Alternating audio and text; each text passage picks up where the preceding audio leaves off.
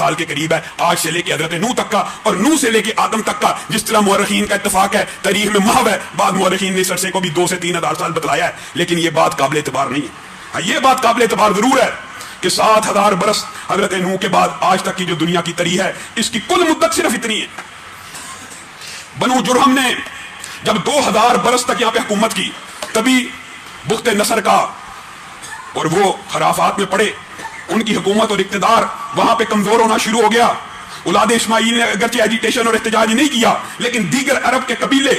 ان کی یہ فضول حرکتوں سے اکتا چکے تھے۔ اس لیے ہوا کیا، بخت نصر کی جب حکومت آئی،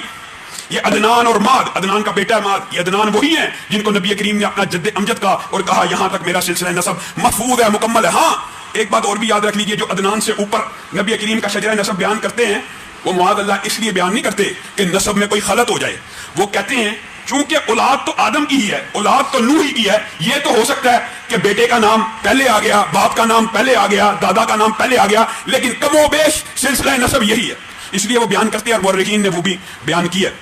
اب یہ عدنان اور ماد ایک نبی تھے بنی اسرائیل کے، اس وقت یرمیاہ، ان کے ساتھ بھی ان کی ملاقات ہوئی، یہ واپس آئے، انہوں نے حجاز کے اوپر دوبارہ اولاد اسماعیل ہونے کے ناطے اپنا کنٹرول کیا، اور عدنان اور ماد نے